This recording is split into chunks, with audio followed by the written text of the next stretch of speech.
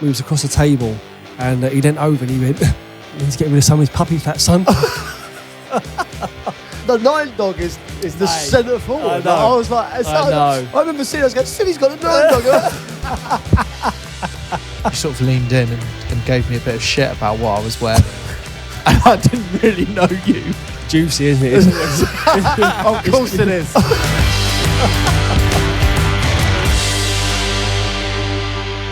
Hello and welcome back to that Peter Crouch podcast with me, Peter Crouch. I've got Chris Stark with me as usual, but yes, Statman Dave isn't well.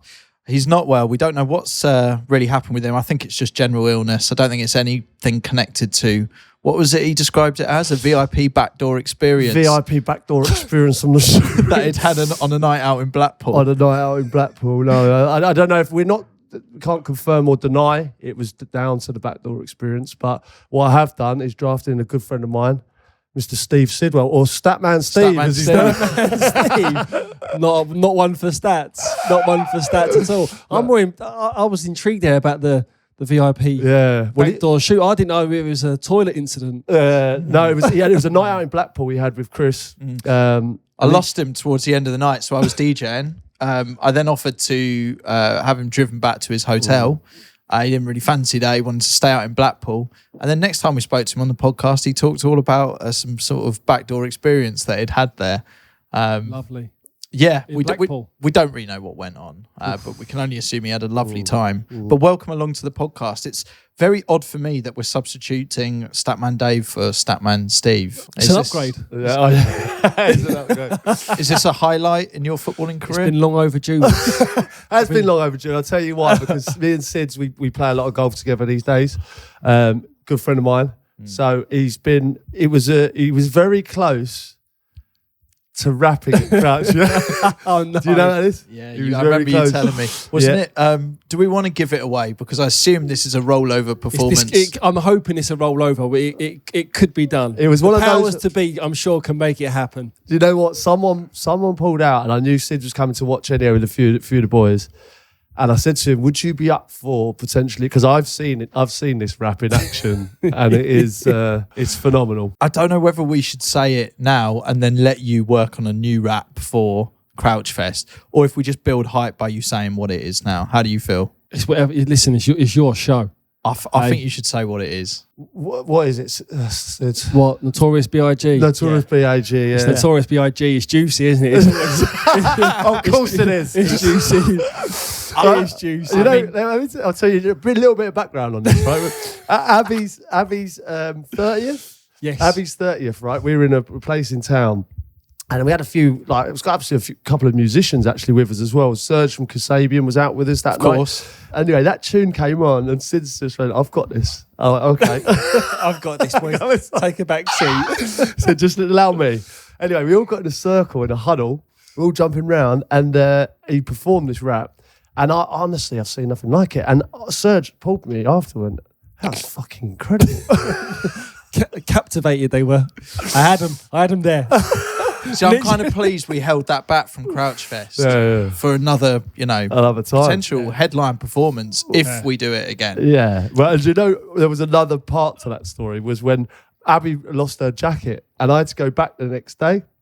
And I had to look through. We thought someone had stolen it, and it meant a lot to her. So I went back and I had to look at the CCTV. And you know when you trawl through like a night out,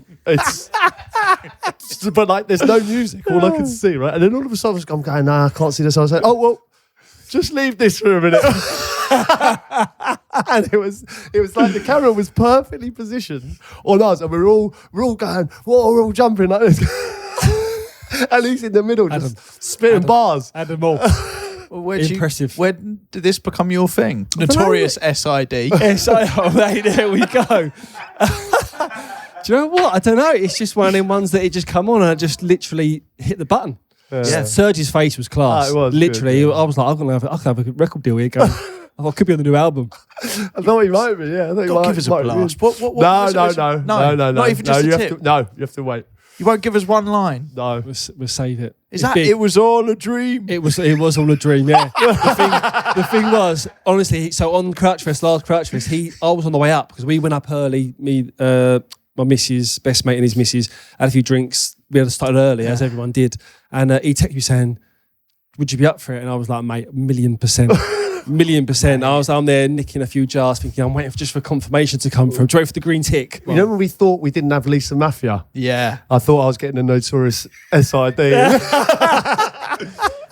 We should address Crouch Fest as well. I don't know about you, Crouchy, but get so many people asking what's happening, what's the plan, what's the kind of current state of play. We're tempted, right? Well, I'm more than tempted. We've made initial inquiries. Yeah. And, things are moving very nicely. So I believe Crouch Fest Part 3 will be upon us very soon. It's big, isn't it? First one was great. The second one was... I've done both. That's the thing. You've seen it all. It really has sort of escalated, hasn't it? Because you lot were worried, obviously, on the last one, thinking, have we bitten off a more than we can chew now? Yeah. And obviously getting in, I called you, I was like, mate, people just can't get in. He's like, really? Wow. Go in there, the whole arena was packed. So good. Mate, so good. All right, we've got so much stuff to talk about in this episode. Obviously, Statman Steve today joining us. Notorious. The Notorious S.I.D. I love that. Steve, there's been so many stories we've heard about you over the years from Crouchy, but it's going to be interesting hearing about the relationship from your side. And you must have so many funny stories about this man. Where'd you start? Where do you start? When did you first meet? So first met, obviously we played against each other when we was growing up. Yeah, he was at Arsenal and I was at Spurs from a young age. Yeah, but I reckon I played against you when you was at Spurs, and then obviously went to QPR. You come to my 21st birthday party in town, chucking all sorts of shapes. I remember I got a bit of abuse for the denim jacket that night. I double denim. Double denim in the West End. Double denim in the West End. I double denim at 21. That was pre-ab, I've got to say. It was pre-ab. It was a good job. I had the curtains and I double denimed it to his birthday. And there was a few of the Arsenal boys there and I got a lot of stick from that night. Yeah. So it goes back to like playing England under 21s. And then probably just seeing each other out on the scene. Yeah, playing against each other. And then hooking back up at Stoke. For the Stoke rodeo. Yeah, of course. Good, yeah. And then is that where you became sort of firmer friends around that time? Yeah. So mad stories. So we was going up on the train a couple of times a week. And then one time coming home, my wife was pregnant and Abby was pregnant. So we had a day off the next day and I said, Crouchy, we up to tomorrow? He said, going to see the doctor tomorrow. Abs check up, and I was like, bloody hell, so have I. Because we didn't even know. And he said, who's your doctor? So we said the name. I was like, oh my God, what is the chances of that? What time's your appointment? 12:30. I'm at 1. So I was like, mate, we'll have a drink after. Brilliant. Right. Amazing. So we're going up for a baby scan and we're having a drink after. That's our day out. So then you've somehow managed to time your pregnancies so they're aligned so that you boys can go to the pub. Exactly. Is it the hospital with the pub opposite it? We actually ventured to Zuma. So it was the first time Abby and my missus met. So we went to Zuma and I don't even think we even ate, did we? It was a long one, yeah. And then I think that sort of cemented the kind of, because the girls got on. Yeah. And when the girls get on, it's helpful. A lot easier, isn't it? So they got on great. We had a few drinks, more than a few drinks.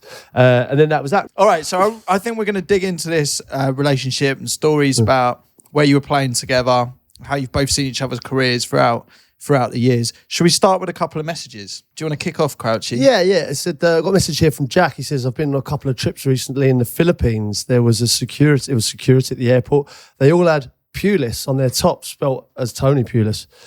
It could mean police, but I think the more likely story is that the Filipinos are massive fans of Tony Pulis. Once my bags were checked by them, I said, thanks, Tony.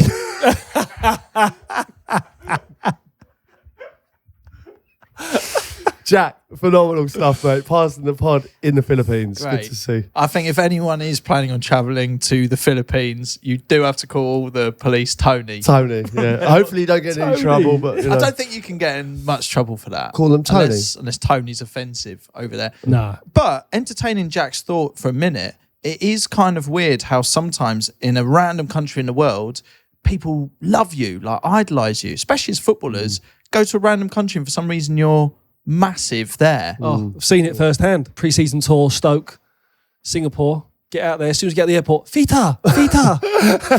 Not even Peter. Fita. So honestly, even now, I call him now and he goes, what's happening, Sita? I go, Fita.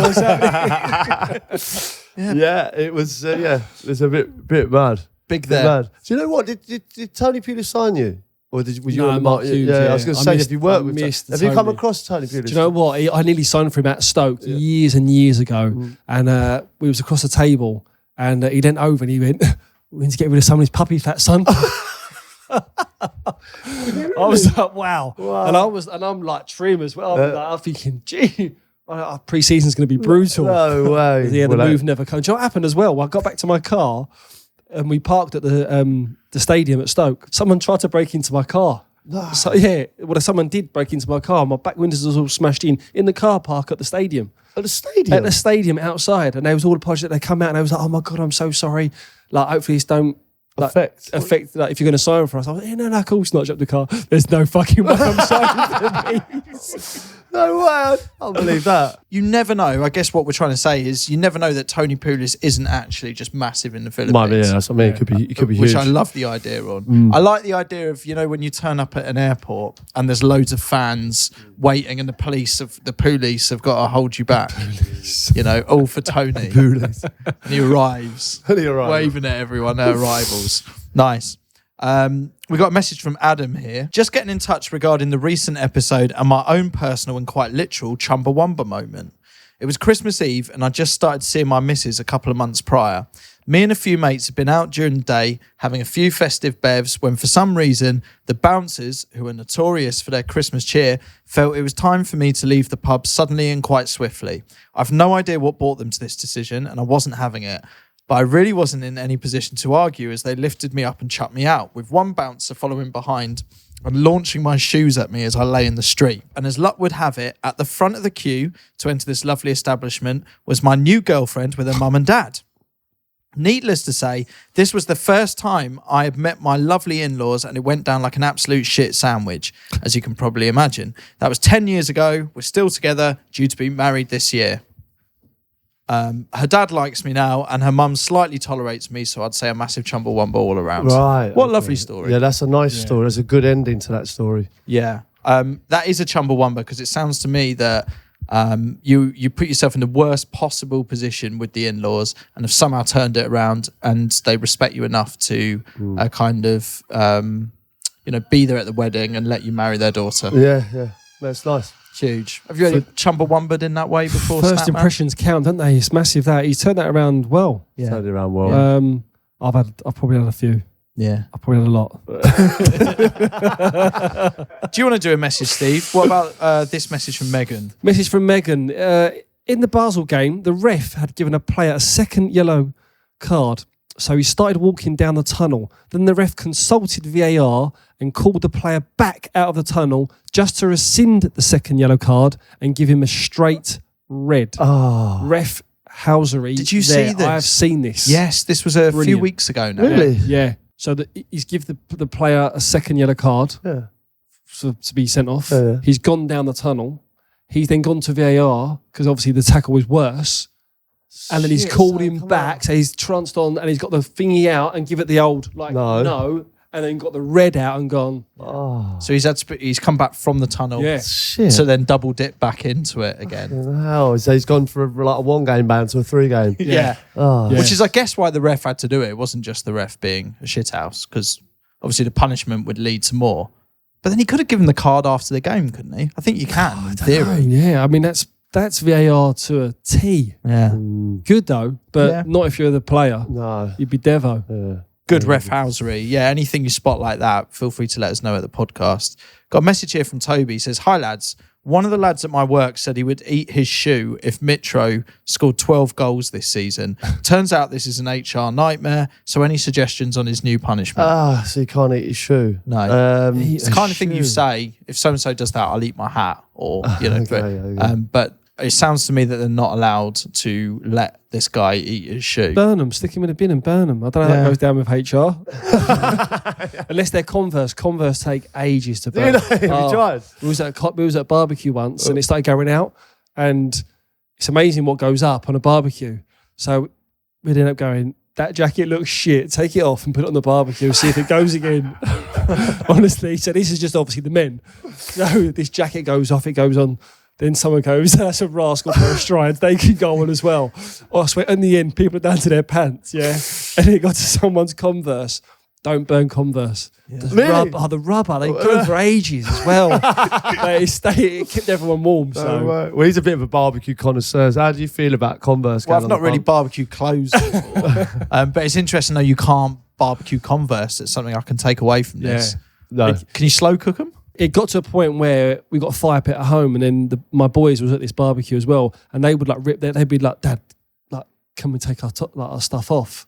It could become like a party trick, and they just like do the Hulk Hogan, like rip their t-shirts and then just loves it on the fire pit, and it would just This go is up. what you do at home. You just lob everything on the barbecue, do you? Is this a thing? I just think barbecuing's so boring. No, it's not. It's not. Do you love barbecuing, Steve? Do you know what? When I do a barbecue, I wouldn't say I love it. Don't like, even start, mate. It's graft. It's graft. What do you mean? You've got a pit, so it's in just. So no. So I've got barbecue, and then I've got a separate fire pit. What barbecue you got? It's a big charcoal barbecue. Is it? Yeah. I'd quite like to see a picture of that. Oh, look, he's getting a boner. Look. You want a barbecue off? I'll take you grilling, mate. It would be lovely. It doesn't all he talks about. I do love it. I won't bore everyone with that. I think there just needs to be a separate barbecue podcast, really, as an outlet. It's not really needed on this. We've got a message here from Elliot. It says, "Hi boys, I have a dilemma I need to voice. Unfortunately, Charlton Athletic was my chosen club at birth. Thanks, Dad. I've met a girl in the last 6 months who I can see a beautiful future with. However, her dad is a Palace fan, which is a big rivalry for us, despite us not being in the same league for years. She wants me to meet him and go to Selhurst Park, but she said I have to wear a Palace scarf. I feel like it might burn into my skin if I put it on. What do I need to do? Need your advice, lads." Yeah, this is just a complete no. Yeah, I think you got to be strong there. Yeah, it doesn't matter who.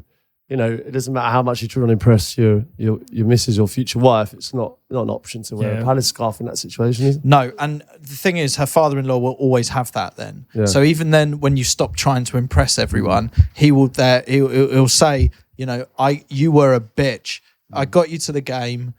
You wore a scarf. You'll do anything I say. With new father-in-laws, it's a bit like. I guess a bit like being a defender, you've got to show them early. You've got to show them early, and it might feel uncomfortable, but you kind of got to do that with the father-in-law as well. I think. Yeah, that's taking one seriously for the team there. And football and the family don't mix, especially in them circumstances. We should come back to the messages and that. Just get into Sids and that. Well, yeah. Why don't you start it? Although Sids, mate, there's questions I've probably never asked in my life. Right. Great. So, what I want to ask is like with Arsenal. Yeah. Where did you go from there, and why didn't it happen for you at Arsenal? Like similar to me, I imagine at Tottenham, there was so many people in front of you. You had to go away and make a name for yourself. Yeah, so I was at Arsenal, right place, just wrong time. So our youth team, we had 2 or 3 out of 25 that didn't make it. So we had a very, very good team. In front of me, I had Vieira, Petit, Gilberto Silva and Edu, so 4 World Cup winners. Not bad. That's insane. So that was and I was obviously cleaning their boots and stuff. And then it was a case of like just chances were limited at the time. But we listen, as a place and education and growing up there, and like we didn't lose a game for 2.5 years. Like we was their best youth team in history. Was it so beneficial, like being a bit like some people say maybe you should start because you can bring it to the first team somewhere else, but. Do you think it's really beneficial to stay at Arsenal? Yeah, it's tough, isn't it? Because a lot of people they ask me now, my son's, should he go to a big club? If you're at the big club, there's a lot of branches to fall down on and you can go somewhere else. If you're at the smaller ones, the pathway is a bit clearer. But if you don't make it there, then where do you go? So I had to go to Reading. I had to go to Reading. I went on loan to Brentford first, went on loan to Beveren in Belgium with Yaya Toure. To be fair, he was there, because that was his way in to get into Europe.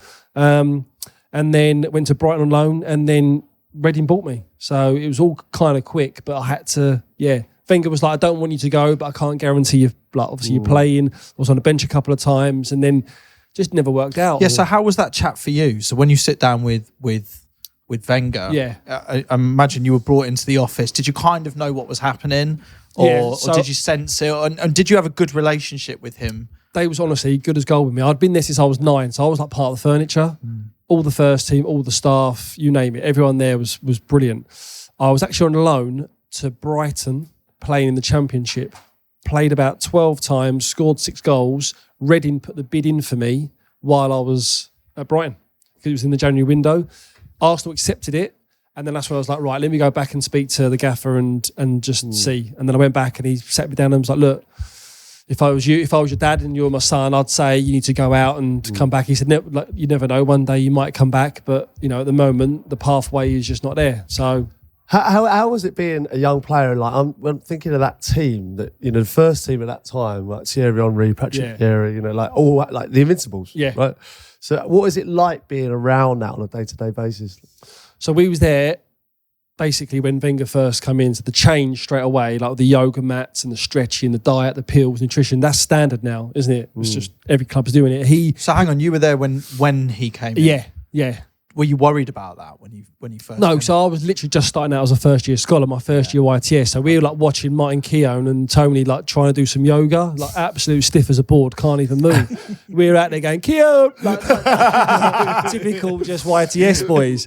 And he's like got the wasp face going, like then. And but yeah, like obviously the dynamics changed massive. And then like when they was playing, like we used to get tickets to go and watch every game. So we'd play our youth team game on the Saturday, pretty similar to yourself, and then get back to Highbury and then watch the game, sit behind the dugout, like best seats in the house. What and a season ticket to have there, like you're watching like Vieira, Perez, Dennis, Thierry, all like world-class stars. And you're like the footballers playing at Highbury as well. And Highbury was special. Highbury was so good. We went there. We had Aaron Ramsdale on the podcast. Yeah. And we went to the flats. Yeah. And he'd not been there. And actually, I don't know if you've been to the flats, but there's a tunnel. Where the tunnel was, is literally you walk out to the pitch and because I remember being in that tunnel and I remember walking out and the memories just came flooding back. Like, so for you, like it must be incredible to go back there and just remember those. Yeah, like Arsenal, and Arsenal was the Arsenal. It was like them and like at the time as well. It was them and United. Like, and talk about tunnels. I remember I've said this before to someone about Roy Keane. I was at the tunnel. So when my first year YTS, when I was a scholar, we used to get back to Highbury. Because we used to have the halfway house. Remember that little room down at Highbury? Yeah. So we'd go in there and wait for players to come past and go for their warm ups. So I used to go out and I used to have an autograph book because people would say, "Can you get me an autograph?" So anyway, United were in town. Beck's come down. Skulls like signed. Keane come down. Oh my God, Roy Keane come down this tunnel at Highbury. This is when Arsenal Man U was at their peak. He's come down, he's just staring out onto the pitch. Tunnel is tighter than a mouse's ear roll. It is like tight. He's looking at just like at the gladiator sort of arena and like the pitch. And I'm there and I've just gone, Roy, can you sign this please? And he's looked at me, right, like that. Looked away and just gone, after the fucking game. Like that. Literally like that. And I was like, turned away, went like Homer Simpson back in the bush, just done that back in this room. And then I think that was the game when he scored 2. Do you remember when Yap Stam gripped up Vieira and stuff? Yeah, he scored 2 that game. Before the incident with Gary Neville. Before the G Nev one, that was a few years later on. So wow. Yeah, so but just being close to seeing all things like that, and then like the first team players as well, like Henry, Bergkamp, they were wicked with us. They were so good with the youth team players, like talking to us and going over and training. It was good. So at training, talk through some of the memories of being at training with some of these players. Was there anyone that you were particularly sort of latching onto or spending more time with? Obviously, Ray Parlour was brilliant. He was a good link between the foreign lads and like Arsenal itself and the youth team players. So all the English guys were good. I tell you, you talk about making first impressions. When Kanu come, obviously, did you play with? I did. I played with Matt Paulson. One of the best players I've ever played with. Wow. Yeah. And he was a lot old. At Arsenal, I can only imagine what he was like. His first session, and I'm sure it's on. It's been clipped. It's out there. He put, I think it was Dicko, Baldy, Tony, Martin, and Seaman on the deck with the same. The drag, the drag on his first day. It's out there. Arsenal got it. It's clipped. Yeah, he done that, and we was like that. And you were just watching that as that happened. It was like, ooh, we signed in. When we were at Portsmouth, I remember like he used to come on because he couldn't run really by the end, and we'd bring him on last 10 minutes and we'd just give it to him. and he'd keep it for about 5 minutes. Yeah. He'd be Strong, wiry, but strong. wiry. Couldn't get the ball off him. In training, no one would go near him because you'd either get embarrassed or you'd get like strength. Yeah. You know, and bizarrely, if you look at him, you don't think he's built like me. You know, he's not. You don't think but he's got like this weird strength where you just can't, and he just maneuver the ball wherever you weren't. Yeah. And just an unbelievably talented footballer. Yeah, it was so good. But the best thing was, they used to get to, obviously at that time, every cup final. So FA Cup finals at Millennium. They used to play Champions League at Wembley and stuff. And we used to sell our tickets as youngsters. We was on like 34 quid a week. And we used to bank on them getting to cup finals because we could get given 4 and buy 4. And, all the lads were just obviously selling tickets. So that made us have a hell of a time in Benidorm. Iron Apples, living it up in the summer. But that's so strange to hear. But then I guess you were at such a transitional stage in both your career, but also of the football club as well. Because the football club, by the sounds of it, when Arsene Wenger came in, just changed so much. Did you feel in any way that kind of stopped opportunities for you? Or do you feel that it enabled more, having such a big change at Arsenal Football Club? No, it stopped it because of the quality he was bringing in. I mean, you got Thierry Henry, Vieira, Petit, all them ones was coming in. But he did always used to say, listen, if you boys are good enough, you'll get a chance. And I think me as well, my own story, I just didn't make that. I wasn't that caliber player that was at Arsenal. But were you not tempted to maybe learn a bit of French? Just to try and like parch Wenger, or whatever the French is for parch. Il parche. To parch Wenger a little bit. I quite like to imagine, Sid, that you would be almost like Del Boy on that front. I am the furthest away from the parched you could imagine. But I would be the Monge 2 man, yeah. Monge 2, Arsene, Monge 2. I'll have an umbrella in that and some a lime, please. So you go from that Arsenal to Reading, and that's where you make your name. Yeah. Well, I remember you at Reading, and I remember you know.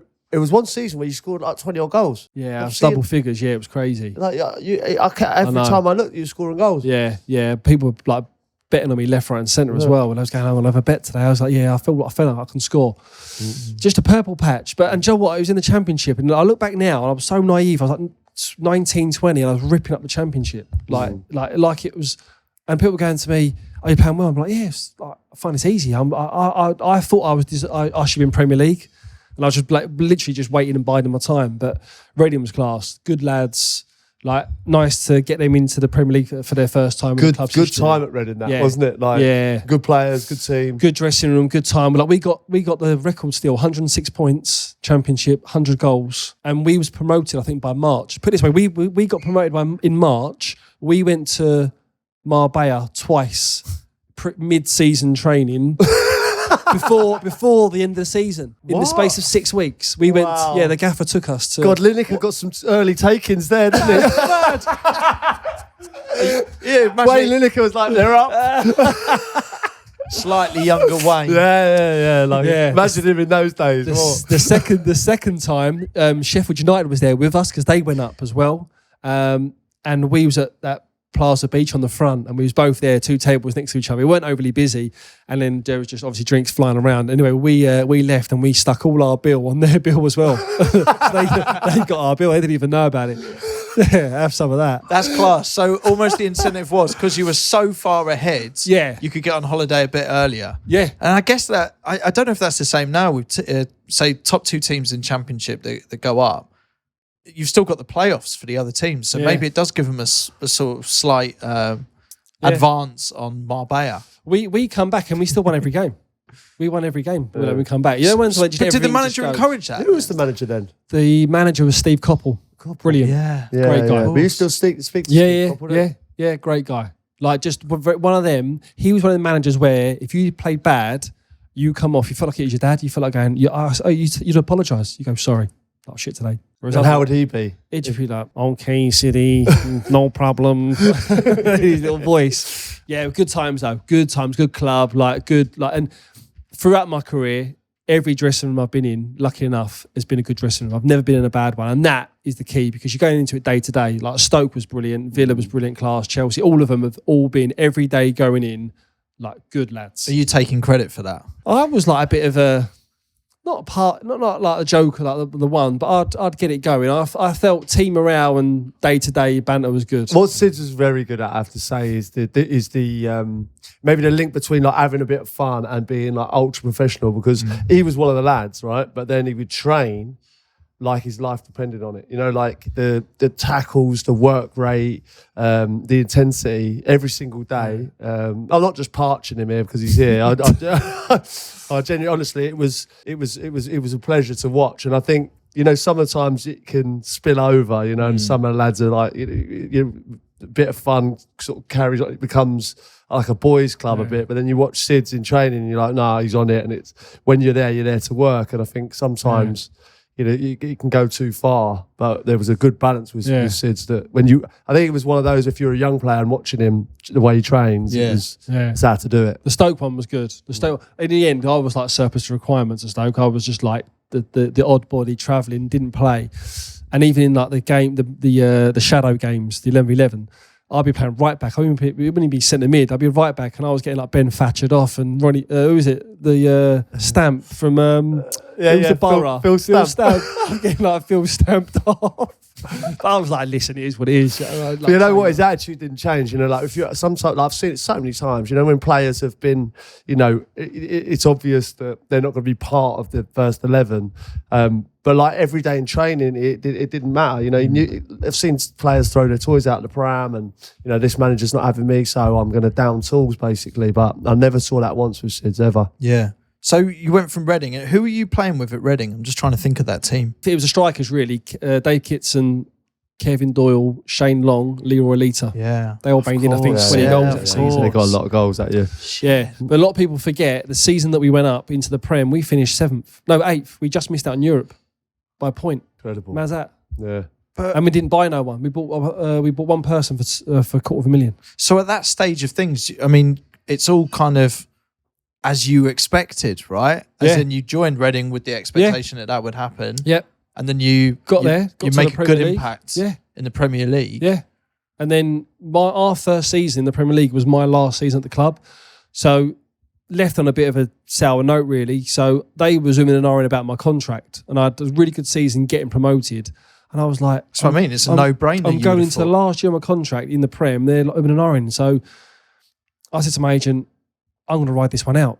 And he was like... I remember that, because it was a big thing then. Yeah. Like it was early days kind of McManaman, Sol Campbell, Bosman kind of thing. It wasn't really done.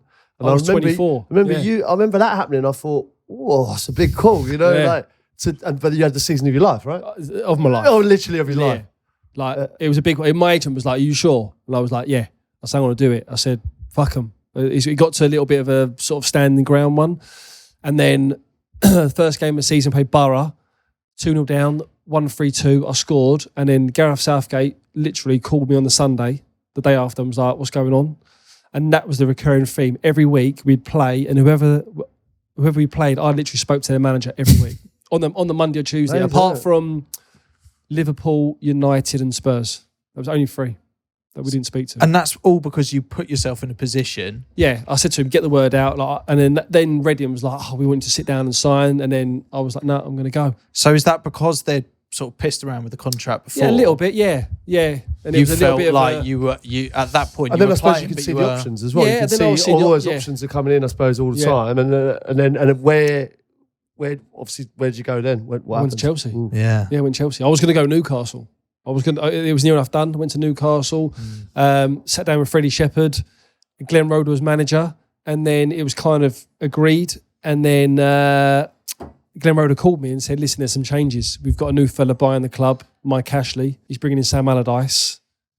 And obviously what happened after that happened, but I turned it down. I was like, right. But before that, we were talking to Chelsea. And then when I met Jose, when I met him, it was the deal done. Like, went to his house and it was where I signed. Talk us through that experience then. That was crazy. I left training and my agent called me and said, look, Peter Kenyon's called, they want to sign you. And obviously all my family are Chelsea fans, all my friends are. Born in Wandsworth, grew up in Tooting. So I was like, can Jose call me? And I was like, yeah, we'll get him to call you. So Peter Kenyon called me and said, Jose's going to call me in a couple of hours. I literally got home it was like I don't know, March, April time, summer's like hot day. I was sweating. Right? I was like dripping. Took my top off. I was literally pacing up and down my living room with the mobile, waiting for him to call. Phone goes. Hello, City, Jose. Oh, hello, Jose. Yeah. And he's like, did you do the whole? I wasn't exposed. Jose. Yeah, just in the garden. I weren't expecting that. We had literally like 2-minute chat, and he said, "What are you doing tonight?" And I said, "Nothing." He said, "Right, you're going to come to my house." He said, "He sent a car to come and get me and the missus." My agent met us at Stamford Bridge. We parked underneath, got in the security's car, and then we was driving round and round and round. And I think, what are we doing here? And it was all like a hush thing. Pulled up outside his sort of house. He had to walk down the mews and walked down this road. Went into his house. The door was already open, so there was security on the door. So we've gone in his house. Tiny little Muse house, straight into the living room, sat down. So me, my wife, and my agent sitting there. His wife's cooking in the kitchen. The dog's running around on my missus' lap, and she's like, "Oh, good, you're good." And we're like 10 minutes go past. I'm thinking, no one knows we're here. Like, we've come straight in the house. All of a sudden, as in, you assume the door's open for you, but you can't be sure. Yeah, so like it was one of them ones where, because it was like operation get him in, like it was all done hush hush, but he must have, no one obviously give him the heads up. So we're in his living room, like literally just sitting there, and we're like, what do I do? I don't want to go and tap his wife on the shoulder. She's cooking, she doesn't know who I am. And all of a sudden, you just see these like 2 legs coming down the stairs. Pair of jeans, pair of slippers and stuff. And then you go, what? He's here already? And then he comes in, he's like, so sorry, apologises. And this is when he was at his prime. So the missus is like, she's like, the Portuguese goddess, isn't he? Like, we had a chat, and he literally, and again, this is probably the routine now, but he was like, right, this is Chelsea. And he got out this book, this fat, and he just like, bang, and it said Chelsea, July 7th, July 2007. And it was like day 1, pre-season, what training was, day 2, train, the schedule, the whole lot mapped out. And I was like... And that was his work. That was kind of... Yeah, that was him. That was all these details. And he just wanted to show you the level of... Yeah, that was it, yeah. And a load of people said, oh, you went for the money. And I've said this again before. Reading offered me more money in the end to stay at Reading than I got at Chelsea. And that's true. I've got the contracts at home. And then I was like, if I don't go to Chelsea... and they go and win the league next year, or they go and win the Champions League, and I go to my kids, I could have signed for Chelsea.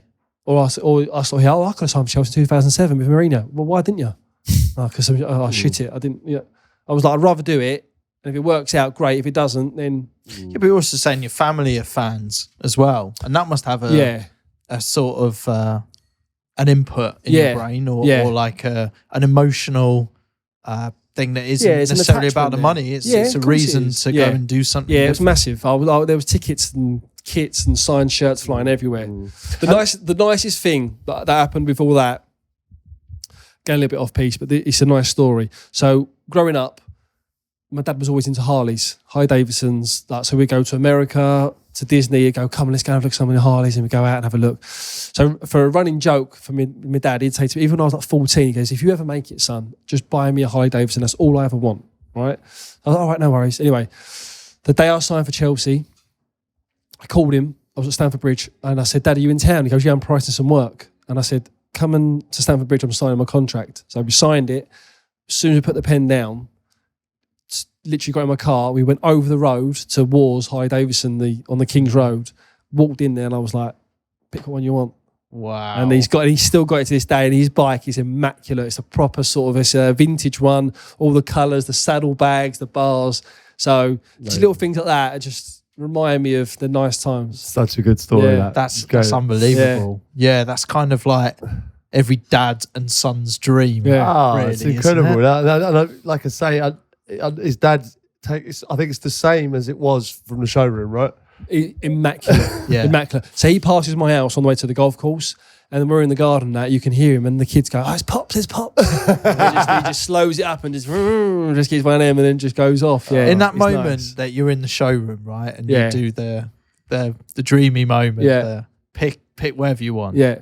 What was his reaction? Like, he actually couldn't pick one the day. He was like, I just can't. I don't know what to do. Overawed by the situation. Yeah, he was. So we went back. We come away with him. We went back, and then they showed him little ones, and the one he's got is just so him, so him. It's lovely, yeah. That's an amazing story, that. When you're with Jose, right, and you're in that house, like I'm just picturing what I would be like in that situation with my missus next to me as well. And part of me would be like, it's still an important bit of the negotiation, right? You both probably know where it's heading, but someone could fuck it up, couldn't they, by saying the wrong thing? Yeah. Well, if you offend his wife or something. You offend his wife, your wife offends someone, someone offends your wife, like strange situation. He was just so cool back then, though. He still is now. Like, we bumped into each other a lot and spoke, and he, like, back then, this is when obviously when he first come, and he honestly he had the press obviously there, didn't he? And then when you were in his company, you just was so captivated by him. So nothing was going to deter me going there. From going. Yeah. How do you reflect on your time at Chelsea? So the season that I was there was their worst season in their history. Like I say, of their recent history. So beforehand, they'd won either the league or the FA Cup or whatever. The season that I was there, we lost the Champions League to United at Moscow in the final. We lost the league by a point to United. We lost the League Cup to Spurs in the final. And we got knocked out to Barnsley in the quarterfinal. So I went to Chelsea with an idea of hopefully winning a medal or walking away with silverware, and then come away with nothing. Extremely close. Extremely close. But yeah, and then obviously Jose got sacked or he left. Avram Grant come in. So it was a real topsy-turvy time as well. But I loved it there. Even though I was there just over a year, Phil Scolari come in and then I went to Villa. But what I learned from JT, from Lampsey, just how they conduct themselves in training and, winning mentality and stuff like that, and then just learning little things around the training ground and football. It progressed me on to be a player as well. So Jose was there. So who took over from Jose? Avram Grant. It was Avram Grant. Well, in that Were season, you there for Avram? Yeah. Right. And you could feel it. Like when Avram come in pre-season. So again, I signed, and people probably watching this and listening, they're going to go, ask him why he got the number 9 shirt. I was literally about to ask that. Everyone does. No, because it's just the 9 dog is the centre forward. I was like, I know. I remember seeing us going, City's got a 9 dog. That's what everyone else said. That's what I said.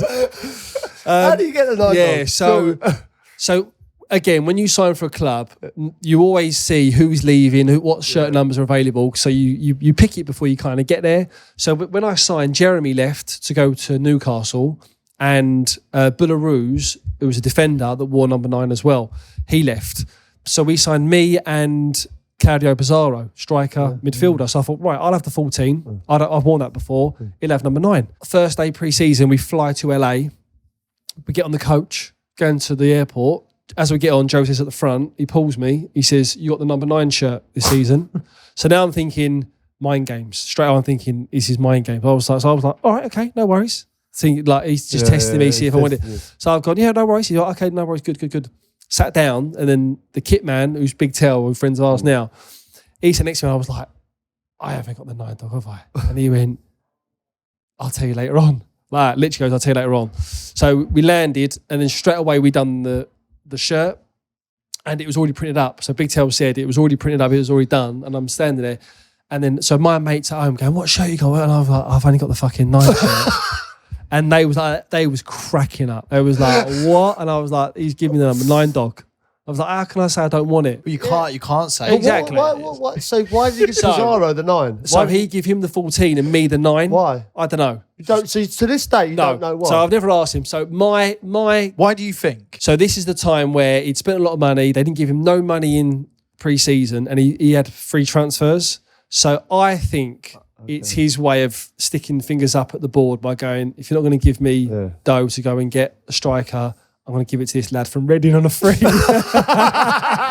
be fair, that is a shit house moment. If that's true, it's a shit housery. That's I don't know. True. That it might be me looking at it from a different angle, but is that? Yeah, that's a good question. Is that you being a bit self-deprecating about the situation? Yeah. No, because that's no slight on. I'm talking if they signed, Steven Gerrard, he wouldn't look right in the 9 dog. Do you know what I mean? I agree. He's a midfielder. It's not a slight on Sid. It's just a mad to have a midfielder as the number 9. The number 9 is such an iconic centre forward shirt. Yeah.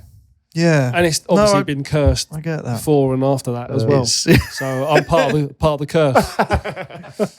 I've just never even imagined that a manager would give a number like that as a message. Oh, he's Never. a shit Or bag. He's a yeah, shit I don't know. It, like that's my element. Or it could be him going, this lad's coming from like born and raised in South London. He's got a Chelsea family. I'm going to give him the $9. Yeah, we need to get him on. Several We'll have things to we need ask to him. ask. I think even if you ask him, I think deep down, I don't think he would say that. I don't think he would openly say, Yeah. I've done it for that reason. So then Avram comes in, and Yeah. we've heard some amazing things about Avram Grant Yeah. on this podcast. Do you know about Avram Grant? We had Joe Cole on, right?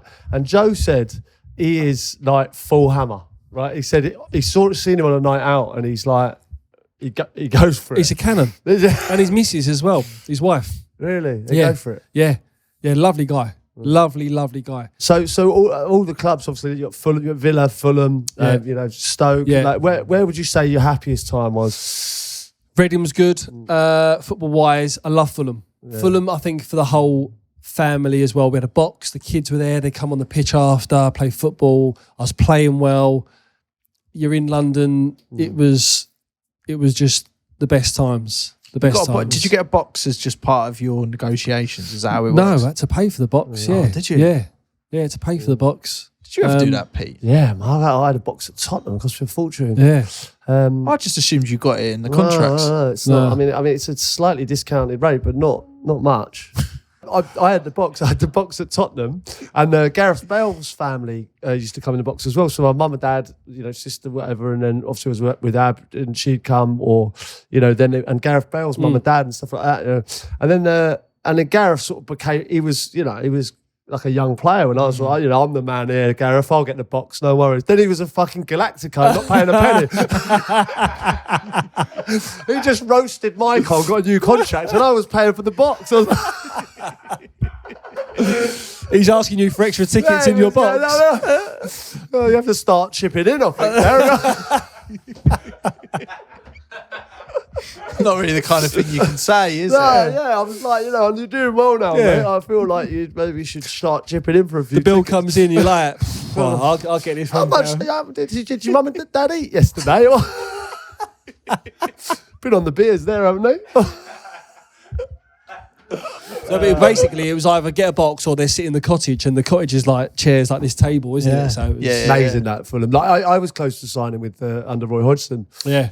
Very close. That was when I went to Tottenham instead. But I'd always fancied it at Fulham. Like, I'm a West London boy, and I grew up in West London, and Fulham's just one of those clubs that you just feel like that. I knew that it'd be that vibe. Yeah. The family come down, and everyone would have a nice day and close to home. And my first ever game in a stadium was at Craven Cottage at the Middlesex Cup final. Right, yeah. Beat Enfield Rangers 3-2 at Craven Cottage. Cool on. Biggie. Love that. I think my first game at the stadium was Plough Lane, the old Plough Lane. The old Plough Lane. Yeah, I played there. The pitch was lovely. Played there, Yeah. Yeah. But Fulham's a nice club. Everyone loved playing Fulham. If you're an away team, loved playing there. If you was home, you loved playing there. It was good. Yeah, I think when I last went, I was in the away end, but they were saying that is there a neutral stand? Yeah. there? That's how nice it is. There's a neutral stand. Which baffled me slightly. Yeah. it's You quite support the baffling. referee or something. When the big teams come, they take it over. Yeah. No. They just take it over. It's a nice idea in theory, though. It's a nice idea, yeah. Yeah. I don't think you're it's going to for catch on. Yeah. It's not really cool one, is it? Now, the thing is, as long as we've been doing this podcast, you've been kind of floating around, Steve. So what Just do you two get? floating What around. you get up to now? It's a lot of golf, really, isn't it? It's loads of golf. Both of you. Who's better? I think you are. Do you? Yeah. No way. I wouldn't Yeah, say that. yeah. No way. No, we're very I mean, close. we're similar. It's a similar, we play for the Yeah. same handicap. Yeah. So that's why it's always good. Like, we're often partners, and we don't win many, to be fair. We don't win many. Golf comes secondary when we play. Yeah. We're there for the crack. We have a good time. We have a good time. But it's like I say, it's like a release now. I go up there, and like me and him will play against two others. And we'll compete. It replace football in a way. We were definitely better at football, I'd say. Yeah. But, we're competing. We have a few beers after. And it's a great social, really good social. No, So but we it's, remember at the same it's, club. it's great. It's awesome to think as well that you were, close teammates, but then it spills out into, I don't want to call it Yeah. later life. You're not that Yeah. old, are you? Both of you. But Do you know what the it's thing nice is? how it plays out. It is, what yeah, I'm saying. yeah. And the best thing is, there's nothing worse in golf than letting your partner down, right? So even today, I've got it today, right? The first thing he said to me, he's gone, I don't think I can make Friday. Felt awful about it. No, that's Still feel cancel. awful about it. But yeah. no, we'll have a game. But he's like, oh, I'll get someone else, and you chip in with someone else. But it's like the cardinal sin of like letting your mate down. Like you can't let him down. You go, well, it's 2 days away, you know. Yeah. It's not great. But It's not a it's, great look. Are you kind of how was it kind of retiring and doing everything you're doing now? How was Yeah. it getting into that? And was that a worry or a concern? So I finished abruptly. So I had 2 spinal surgeries that come from nowhere. So my career was done. I never knew when my last game was, but I'd had my coaching badges done, stayed on at Brighton, done the coaching, and I enjoyed. And I was flipping that with the broadcasting and the podcast stuff that we was doing as well. Because I remember people saying to me, older pros, going, whatever you do, make sure you're busy. Make sure you got a structure. Because obviously that's when you can go off the rails a little bit. But I was too busy. I was doing too much. And so I stopped the coaching side because I thought I can always go back into the coaching. Whereas the TV broadcasting, for every 4 chairs, you've got 100 players that will fill it. And I loved that. I enjoyed it. I was getting the buzz, that nervous energy, like networking, going around different people and stuff. So yeah, that side of it I've loved.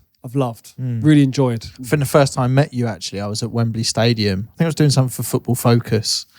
And basically all the guys had turned up in suits for Wembley. And I've just turned up in a hoodie and that. Maybe it was FA Cup. I think it was FA Cup. Maybe FA Cup final or semi-final, something like that. I remember even then you were, you sort of leaned in and gave me a bit of shit about what I was wearing. And I didn't really know you.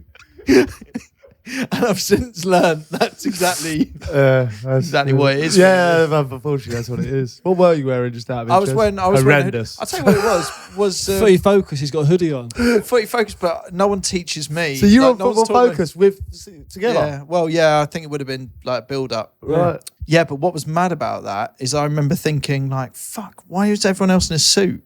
Like, why wasn't I told You about weren't this? told. Yeah. Do you get an email or something saying what the other person's wearing or whatever? We get pictures actually. Like, BT, Yeah, we get a mood board. We get a mood board of pictures of like, this is what you wear because you don't, for that exact reason. You know what I mean? You don't want to turn up in a casual t-shirt and, you know, a jacket maybe, and then everyone else is in suit and tie. But this is it. We talk about this quite often on the podcast, that you're thrown into this world where they don't they kind of expect you to know everything that you're meant to be doing in this, and they give you an earpiece and all that.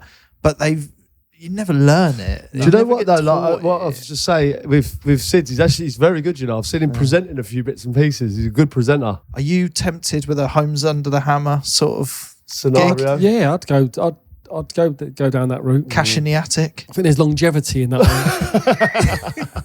There's definitely longevity. What would you like? in it. Let's throw it out there. Bring back changing Bargain rooms. hunt. Ground Force. Oh, come on, give me something decent. No, these Hey. are great. They're great shows. They're What massive. about Yeah, I might Take Me Out? have, I might have to learn the ropes and take me out. I reckon I could do take me out. Yeah, I mean, Yeah. I mean. Oh, well, that's Take Me Out. Crouch Fest sorted, yeah. isn't it? There's a rap performance at one point from Notorious S.I.D.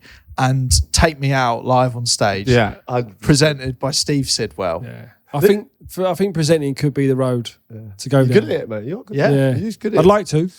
like to. A few bits of podcast admin we need to get through. I know we talked about doing a five-a-side football match, which we're going to try and arrange. We're hopefully going to do that this summer. Steve, feel free to get involved in any of these things. So we've got five-a-side, all the pitches, but different teams. So a mixture of like a Samrat 5, including Mr. Parch Islam. 5, a team of nuns and Might another be. one. You know, a few, Team of refs. I like this. I'm in. Yeah. Fully invested. getting a team together and having a comp, you know, and then obviously the winner. I think could potentially have VIP tickets to Crouch Fest. This is the discussion we can have. We can piss around and keep hinting and going, we're not sure it's going to happen. Why don't we just fucking go, bam? Well, I've just had confirmation, Sids. This is live news coming in. Crouch Fest is happening this year. Boom. It's on. Here we I go. can't give you a date exactly, but we've got the date, but I just can't release it yet. But it's going to happen. Crouch That's Fest. massive news. Big news. Huge news. Yeah. Can't say where. Can't say when. But it's happening.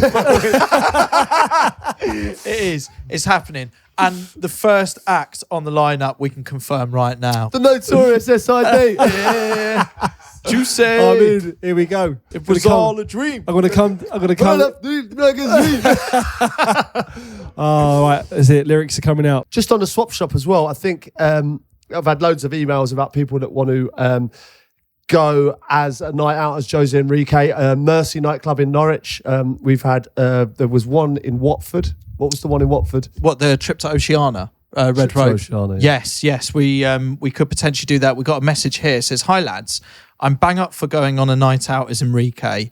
I have a Crystal Palace season ticket and we'll go to the home of AFC Richmond, Selhurst Park, fully kitted up as Enrique, and the Richmond kit for the first game of the next season, then followed by a trip to Box Park," which sounds like a nice day. But what we're after here is, I think we're after more people to send in your night out. We need to know what your local town is. Just list a load of the bars, the club that you'll end up in. We'll help arrange it a bit. We'll get you the red rope treatment, just as you would expect. My issue is Jose Enrique wouldn't do that night. He wouldn't do that day. He's not going to go to Palace and watch He's not the going to match. go to Palace. What I'm saying is, we want to take you up to your local nightclub as Jose Enrique, get you behind the velvet rope, get the treatment that Jose Enrique would get. Yeah. That could be yours. If it's attached to a sort of later night establishment, we could look into that. But you've got to kind of sell as your local town. We'll go with the best night out. And as Crouchy says, you can win a night as Jose, which would be brilliant, wouldn't it? That's monster. Yeah, it's a big night for anyone. So get in touch with those. We are wondering with that as well, if we do send out his shoes and the Ted Lasso top that you have to wear on the evening, we might ask for it back so someone else can do that. Well, I think it's a great day out for someone. Don't be a shithouse. Send it back. Yeah. We'll keep it going. And we said we'll even look into as he would expect, a suite in your nearest 3-star hotel. Breakfast included. We have been talking a lot recently about walking competitions that you get into with people on the streets. Where someone goes past you and you're like, and they don't quite keep that pace, so you're going to have to overtake them. You just commit to going past them, and you end up in a sort of race between you. I'm a rapid walker. Yeah, yeah. Everyone thinks they are. No, I am. Seriously. Good walk. You beat Crouchy, you reckon? I can shift and Well, here's a challenge, right? Right here, right now. A lap of this pub, right? So from up here, downstairs, up the back stairs. No way. So straight walking. No, race. I think we should save this. I think Crouch Fest walking races. Well, we could pre-record it. We could do the whole of Regent's Park or something. What we could do is clear the aisles at Crouch Fest and a straight up race to the end of the arena and back. It's on. Massive walking race. You're going down, son. I fancy myself. I fancy myself strong. I know he's got those powerful quads, but I think the length of my stride. Yeah, your stride is there, but it's a hell of a night this already, isn't it? Steve Sidwell performs Juicy. Steve Sidwell presents Take Me Out on Crouch Fest, and Steve Sidwell, Peter Crouch walking race. You have to watch this properly though, because if we do walk, I don't want any breaking into strides. Yeah. Do you honestly think you could take me? No, seriously. Do you really? Yeah. We should cover the warm up for this as well and watch you training at your respective homes. Yeah. That kind of thing. Yeah. I'll be squatting with a couple of bags of sugar. In all seriousness, do you think you could beat him? I know I could beat him. Feels like we might need a referee for this as well. In fact, didn't you hear from? We talked about a young lad who we kind of celebrated in the last pod. He's a young referee, very passionate about his refereeing. Didn't we hear from a family member? Yeah, we did. He did. He's been refereing for a while. He's a friend of the pod. I've got Dan White. Give you a shout out, Dan White. He said, "Hi lads, I work with the dad of the 15-year-old ref you were talking about. I've let him know you mentioned it and they'd love to get in contact. Let me know if it's something that you'd like to arrange." So what I'd like to say here and now is, if we do get in contact with you, which I'm sure we will, we'd like you to ref the walking race between me and Sid's at Crouch Fest this year. That's a big deal. Ironically, there's legs in this. Yeah.